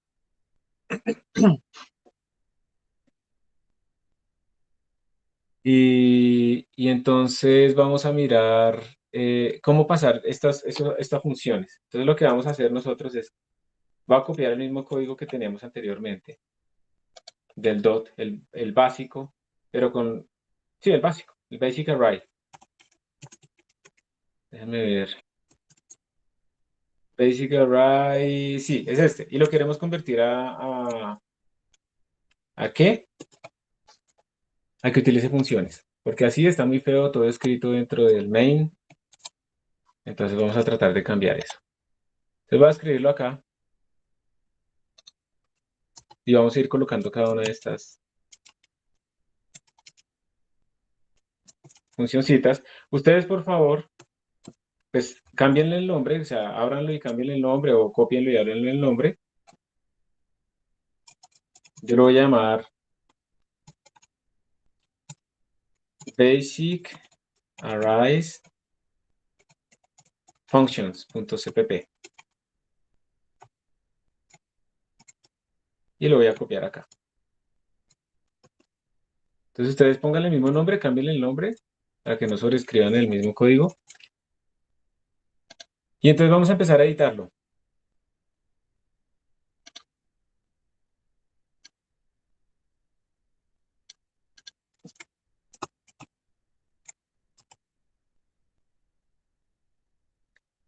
Lo que queremos es poder crear una función que reciba los vectores y calcule el valor propio. Dice en el chat anónimo, complicado tener 4 clases más. Sí, pero esa es la vida del estudiante. Siempre uno cuando es estudiante tiene 4, 5 o 6 clases al tiempo y tiene que sacarle tiempo a todo. La organización y el respetar un horario es la clave. La clave no es tener poquitas clases. La clave es cómo organizo mi horario, dándole más énfasis a las que más lo requieren, pero dándole énfasis a todas al final también, tiempo a todas. Respetando mi horario de estudio, respetando mi descanso, siendo realista. No poner, "Ah, es que voy a estudiar de 7 a 1 los sábados y está, a las 11 todavía está durmiendo". Entonces, conocerse a uno mismo, saber cuáles son sus límites, también ser responsable. Si me acuesto todos los días a la 1 de la mañana, pues es evidente que si me levanto a las 7 a estudiar no voy a estar bien, o a las 5 a estudiar no voy a estar bien. Entonces, ser consecuente con esas cosas, pero la clave es la organización, pero el estudiante siempre va a tener muchas clases al tiempo. Eso no ha cambiado, no está cambiando, ni va a cambiar. Cambiará la modalidad, cambiará la forma de estudiar, pero no va a cambiar la cantidad de recursos que hay que invertir.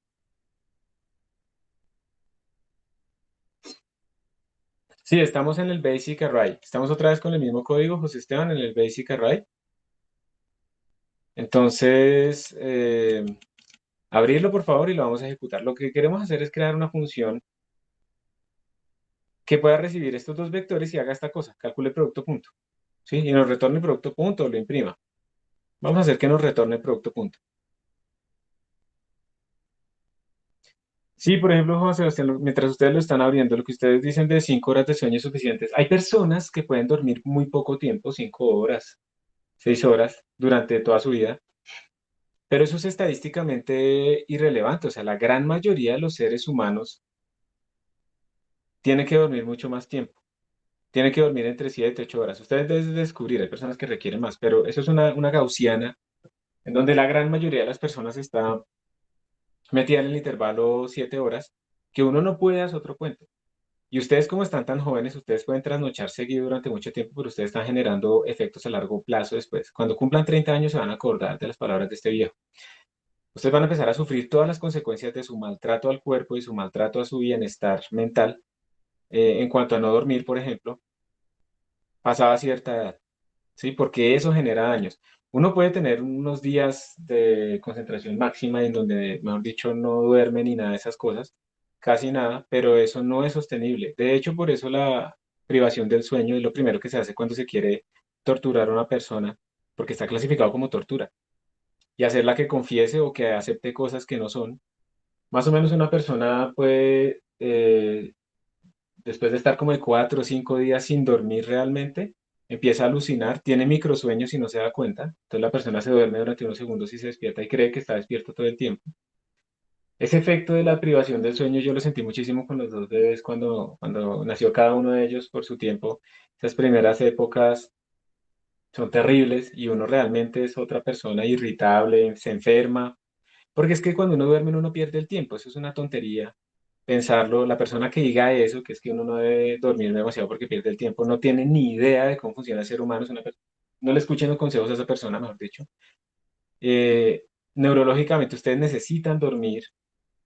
Cuando uno duerme, o sea, piensen simplemente evolutivamente por qué dormimos. Si evolutivamente cuando uno duerme es completamente vulnerable a que se lo coman los depredadores. Entonces, ¿qué ventaja puede tener dormir evolutivamente?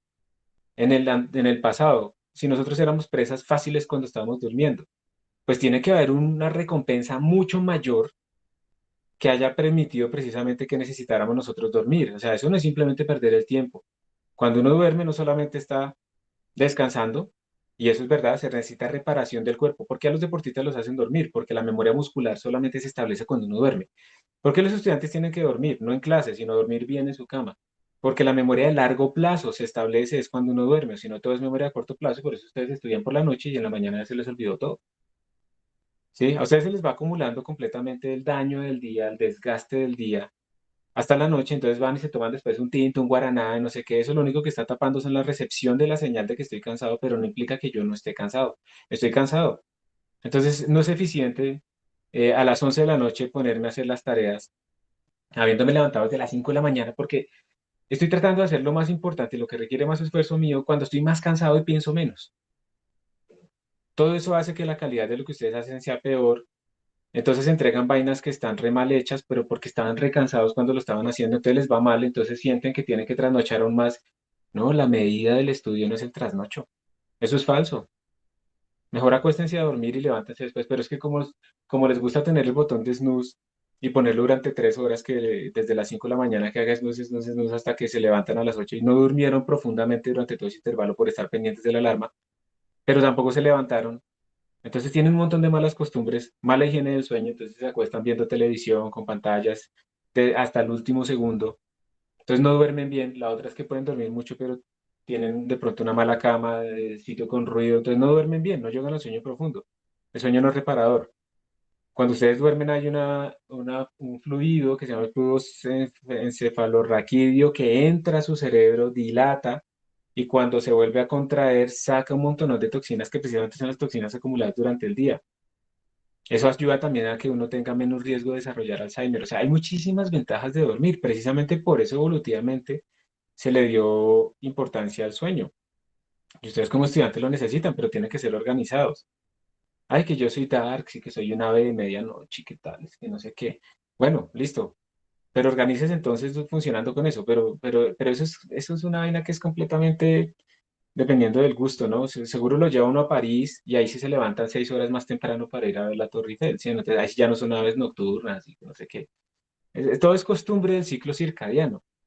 Y la otra también es que yo no puedo cambiar un ciclo circadiano en donde me acuesto todos los días a la 1 de la mañana para decir, entonces esta noche me voy a acostar a las 9 para levantarme a las 5 y dormir 8 horas. No, porque es que el cuerpo sabe que a las 9 todavía ustedes están despiertos. Y si quieren organizar eso, tienen que tener una rutina apropiada en donde se van a lavar los dientes, a lavarse la cara, a cambiarse, que eso le indica a su cuerpo que es hora de acostarse, a su cerebro, acostarse en la cama con el televisor apagado, ¿sí? A dormir como tal, generar esa señalización y empezar a recuperar el tiempo durmiéndose 15 minutos más temprano durante 5 días para irse acostumbrando poco a poco. Uno no arranca ni haciendo ejercicio, ni en buenas costumbres, uno no arranca en donde quiere estar, sino que uno arranca es en donde está, para llegar a donde quiere estar. Entonces tenga mucho cuidado con eso. Depende del ciclo circadiano, José Esteban. Entonces, se supone que uno tiene, en el ciclo circadiano, uno normalmente está asociado con el sol. Entonces, si uno se acuesta más temprano, uno normalmente duerme mejor, pero depende. O sea, si tú te acuestas más temprano, hoy seguro no vas a dormir porque no estás acostumbrado a eso, ¿sí? Entonces, al final la calidad del sueño sí va a mejorar, pero depende de muchos factores. Y la gente entonces empieza a agobiar porque no duerme bien, se enferma más, el sistema inmune también se fortalece cuando uno está durmiendo. Entonces cuando uno no duerme bien se la pasa gripado, mocoso, enfermo, ¿sí? Gordo y flaco, ¿no? Que uno tiene panza pero se le ven las costillas porque también está desbalanceado metabólicamente, mejor dicho.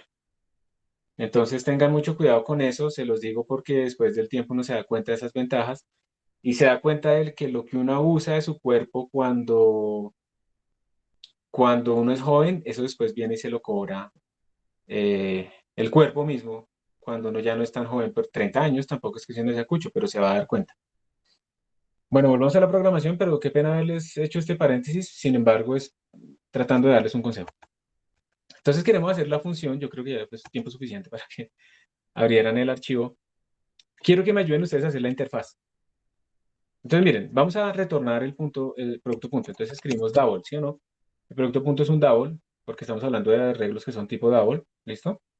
Entonces, double, vamos a ponerle dot, dot product, double dot product, y le vamos a enviar dos arreglos. Entonces, yo puedo enviar el arreglo, de pronto será que lo puedo enviar así. Lo voy a llamar también B1 y B2 localmente.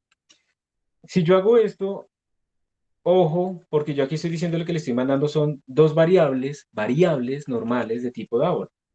Pero yo lo que necesito mandarle es un arreglo.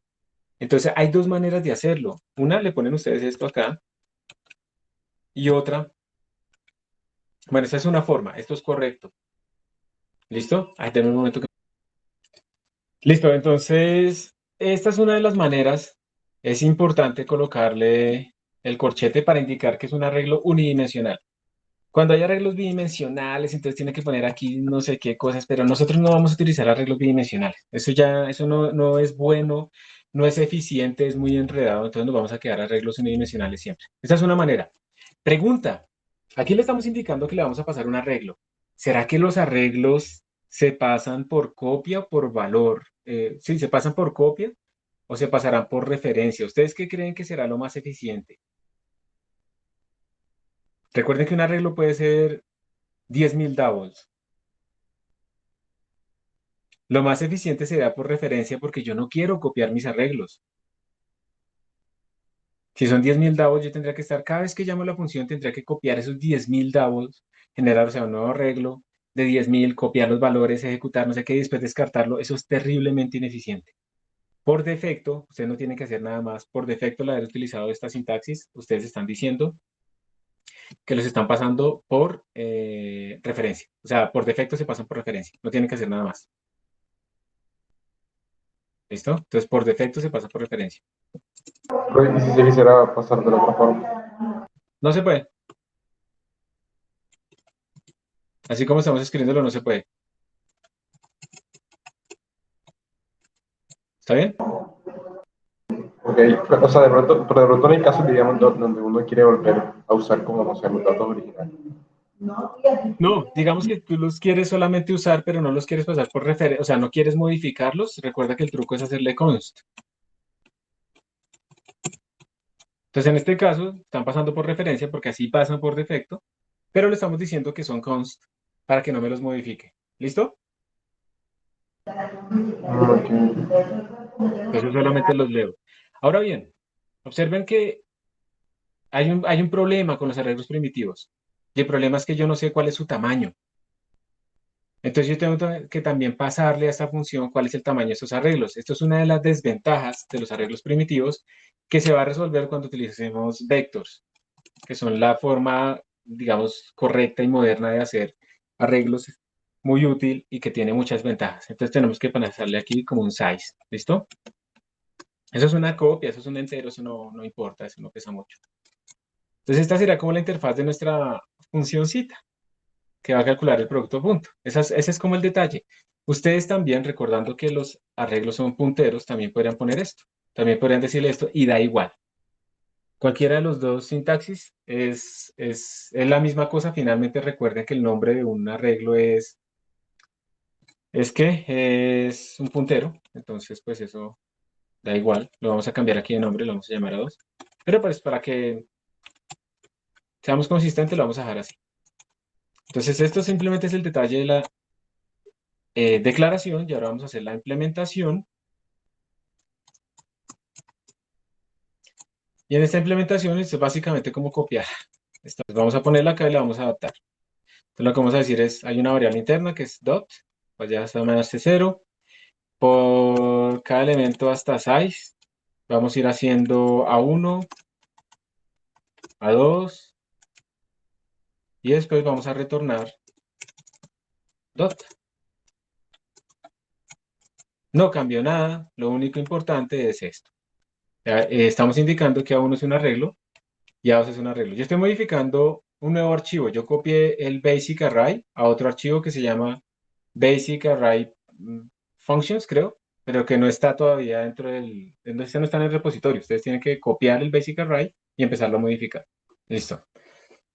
Esta es la forma, entonces ahora lo que voy a hacer es quitar esta parte y vamos a imprimir lo que nos retorna. No lo vamos a asignar, sino que lo vamos a imprimir. Entonces aquí simplemente sería dot product. Retórname y imprímame el dot product de V1, V2, pero además necesitamos mandarle el tamaño. Y así es como creamos una función que recibe arreglos primitivos.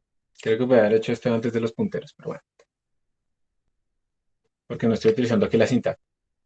Asimismo, ustedes pueden hacer funciones en donde esto no sea const para llenar sus arreglos, por ejemplo, y pueden hacer funciones para imprimirlos. Esto del const depende. Si mi función tiene que modificar a mi arreglo, por ejemplo, una función que vaya a llenar los datos, pues esto no puede ser const. Pero si es una función, por ejemplo, como acá calcular, que solamente vamos a leer, pues mejor mandarlo como const para asegurarnos de no cometer el error de modificarlos. Y, por ejemplo, una función que imprima los datos, también como const, porque solamente quiero leerlos. Básicamente, si solo aparecen a la derecha los operadores de asignación, pues deberían ser const, pero si tienen que aparecer a la izquierda, pues no deberían ser const. Vamos a ver si esto nos funciona. Profe, una pregunta. Sí. Ahí en esa línea 16 en la que define como el arreglo, ¿no se le podría poner también const adelante? O sea, const double. Se podría, se podría, pero entonces aquí hay una vaina que me confunde. Eh, Tú no necesariamente quieres que sea constante. Digamos, si tú quieres que se quede con esos valores y nunca cambie, listo, ponle el const. Pero yo, por ejemplo, quiero después modificar esos valores y cambiarles a que se llenen con, no sé, con la función 2 por i. Entonces, en ese caso no les puedo poner const. Entonces, depende de la aplicación. Entonces, la respuesta es sí se puede, pero depende. Ok, ok. Vamos a mirar si sí nos funciona esto. Entonces, va a compilar. Yo lo llamé Basic Arrays Functions.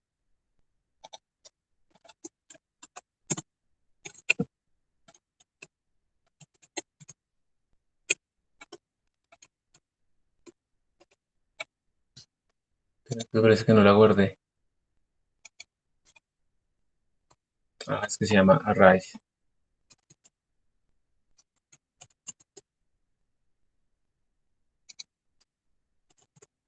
Basic Array Functions, ahí compiló y aquí se ejecutó.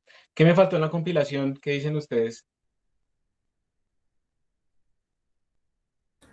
El sanitizer, profe. El sanitizer por defecto, vamos a acostumbrarnos, al menos con el address por ahora. Vuelvo a ejecutar y ahora sí yo confío en este código. Miren que me da exactamente lo mismo, pero simplemente lo que hicimos fue cambiar un poco la forma de hacer nuestra función, utilizar funciones siempre es mejor, ¿sí? Siempre. Y ahora voy a abrirlo con DDD. Voy a ponerle un breakpoint acá. Le voy a correr. Le voy a decir que me haga un display.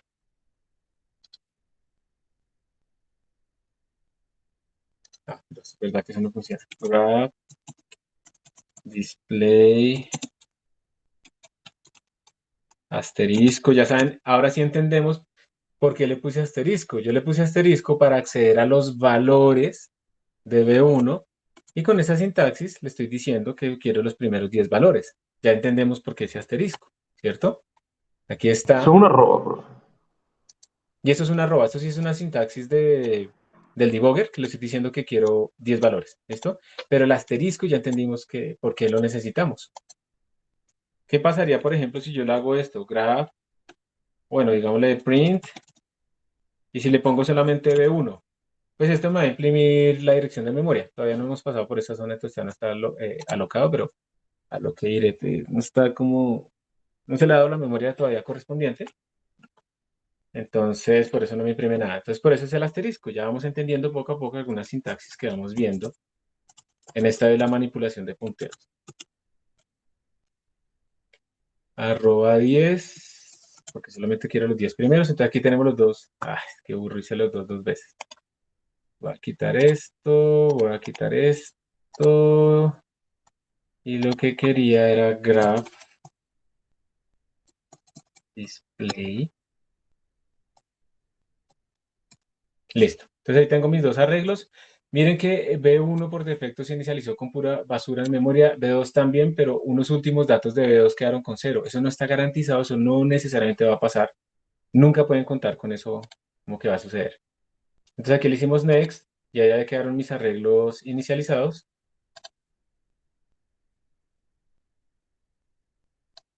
Pero a ver que no quiere pasar. Ah, ya pasó. De hecho se pasó. Entonces aquí quedaron mis arreglos inicializados y luego se hizo el producto punto. Entró a la función, pero ya mi punto de ejecución se me pasó. Voy a volverlo a correr desde el principio porque para que se demoró ahí. Listo. Ahí están mis dos arreglitos con basura en la memoria. Le doy next. Entonces estamos en esta línea. Vamos a pedir ahora la memoria. Aquí se demora un poquito. Miren, ahí está pensando. Es porque esto está, yo no sé, emulado, no sé por qué se demorará tanto, pero le voy a dar tiempo para que lo logre. Ahí ya está. Entonces miren que ya pedimos 10.000 y 10.000 datos. Miren que esa operación de memoria se tomó tiempo. Se inicializaron con los valores que queremos, los demás están en cero, todos los otros 9.999 menos 3, 10.000 menos 3, igual acá, y luego llamamos a la función. Estoy en este punto de la función. Entonces, cuando voy al punto de la función, él entró allá, hizo el producto y lo imprimió. Aquí está abajo la impresión y pues ya está. Eh, ya, simplemente les quería mostrar entonces era por qué el asterisco. Ya sabemos que el asterisco es para acceder a los valores. Eso se llama desreferenciar el puntero. Estamos accediendo a los valores. Profe, ¿cómo coloca el breakpoint? Tú te paras en una línea y vas arriba en donde dice break point, como un avisito en rojo, y le marcas y ya. Mm, profe, ¿y por qué ahí cuando, o sea, llamaba la función dot product, no, o sea, no se iba a función dot product? Sí se va. Lo que pasa es que con next tú pasas de línea por línea. Entonces next acá pasa esta línea, next acá pasa esta línea. Si tú no le haces next, sino step, entonces tú vas a entrar a dos funciones. Vas a entrar a la función dot product y también vas a entrar a la función cout. Entonces yo no quería entrar por allá. Ah, ok. Simplemente fue por eso. Bueno, ya hicimos esta primera parte. Creamos una función que reciba los vectores y retorne su dot product. Vamos a crear una función que inicialice los vectores. Entonces queremos no solamente pedir la memoria, sino darles unos valores, ¿sí? Entonces vamos a crear una función que los inicialice. Vamos a crear una función que inicialice un vector, o bueno, los dos, está bien. Pero ya no pueden ser const, ¿sí o no? Obviamente ya no pueden ser const, porque los voy a inicializar, los voy a modificar,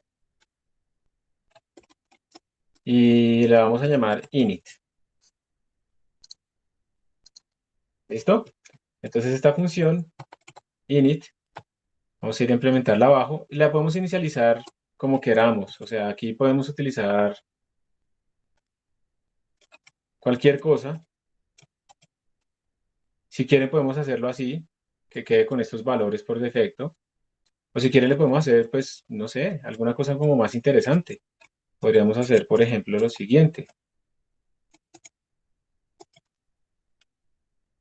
Podríamos decirle el vector A1 en su componente II va a ser igual a 2 por II. ¿Listo? Vamos a hacer eso. Y el vector A2, esto es como ustedes quieran, ¿no? Esto es un ejemplo de lo que estoy haciendo acá. Va a ser igual a 1.0 sobre, y vamos a ponerle 2 por I más 1. Es un ejemplo. Y ya está. Esta no retorna nada. Esta no debería retornar nada, pues porque esta simplemente está inicializando nuestros valores. Entonces le ponemos void.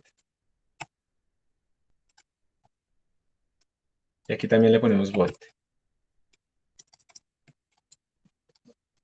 Entonces, acá cuando yo declaro mis arreglos, yo después debería llamar a mi función de inicializar a mis arreglos.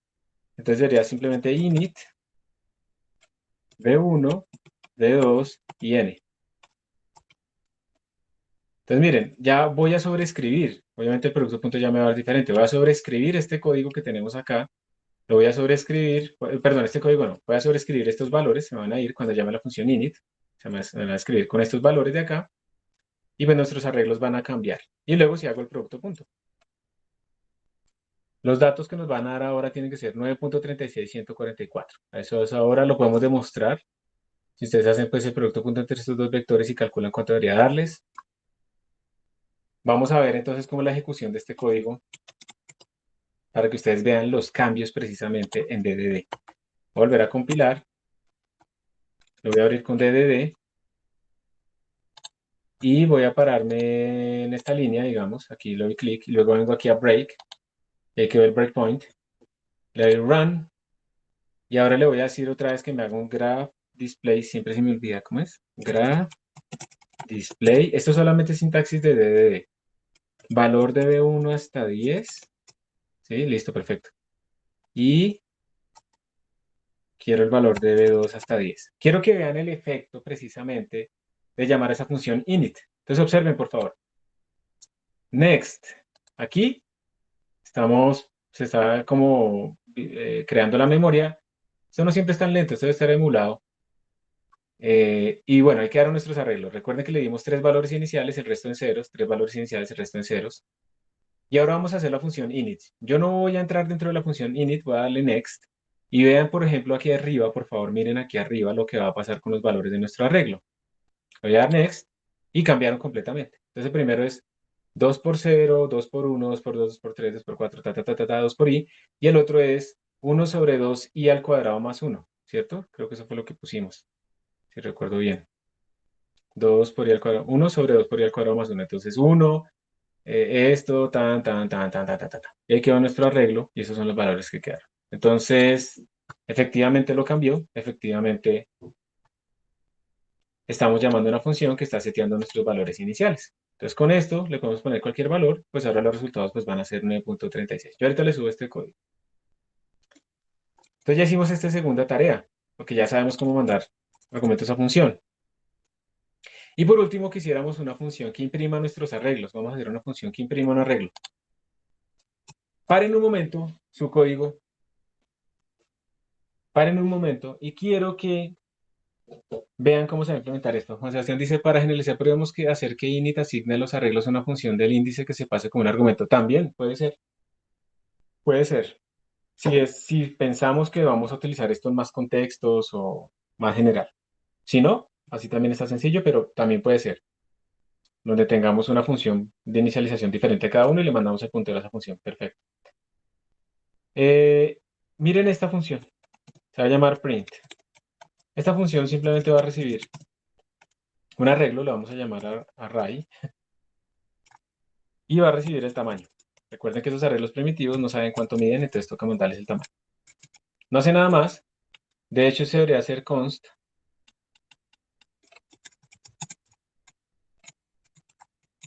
porque pues la impresión no debería cambiar nada.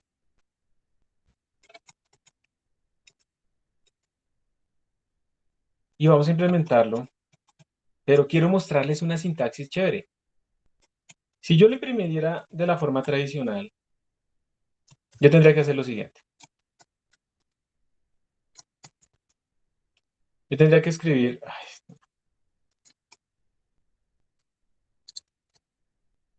yo tendría que escribir lo siguiente, simplemente pues poner std, cout,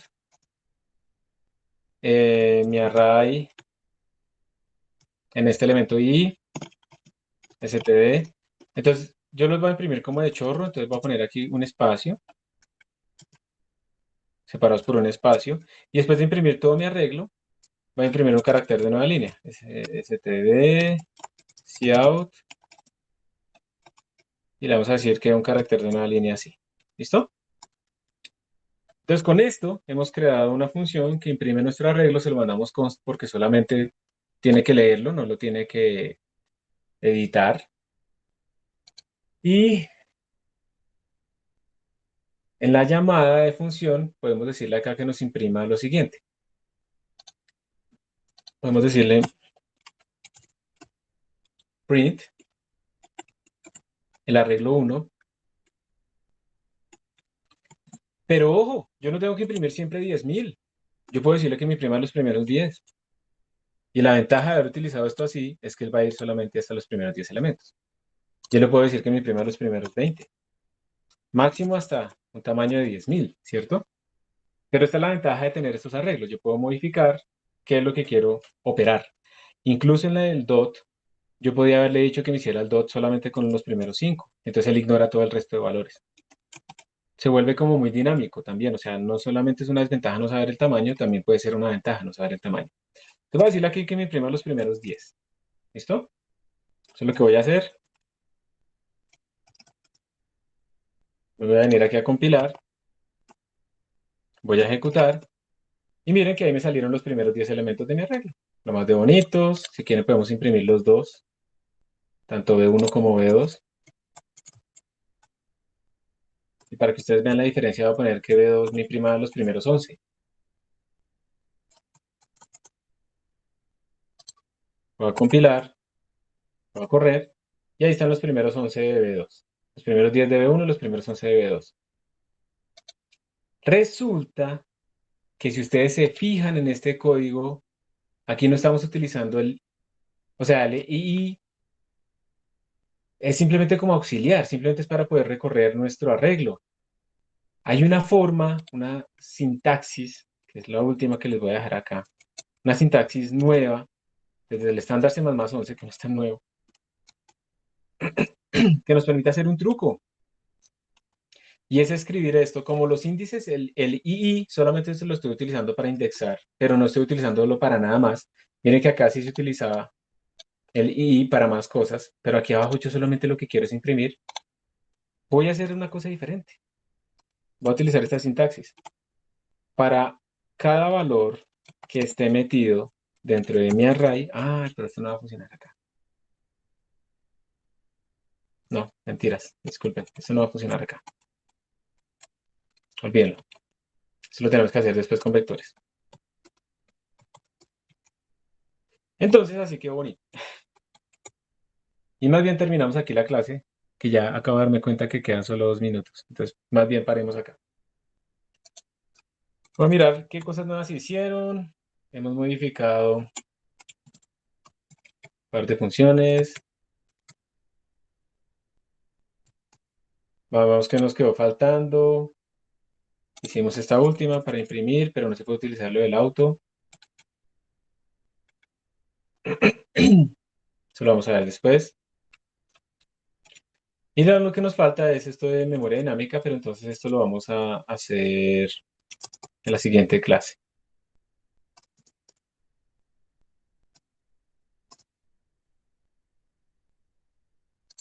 Entonces voy a añadir todos estos cambios.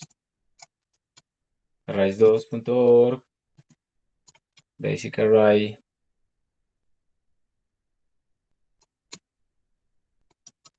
.cpp, bueno, Esto no es buena idea, pero como esto es simplemente para mandarles todo lo de la clase, voy a hacer esto así. Ustedes nunca lo hagan, ¿no? El asterisco y ya. Listo.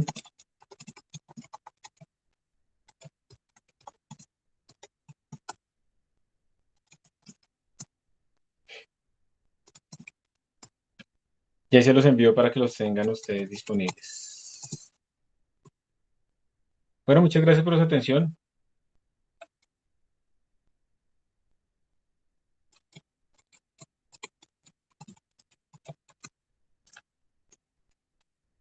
Cuando se manda la clase, pues voy a ver si esta tarde logro mandárselas. Voy a procurar. Hasta luego y un feliz día. Hasta luego, profe. Hasta luego, listo. Ya les Gracias, mandé profe. todo. Hasta luego. Que estén muy bien. Profe, ¿la tarea también con plazo hasta el miércoles? Depende de la complejidad. Entonces, ahí veremos. Ok.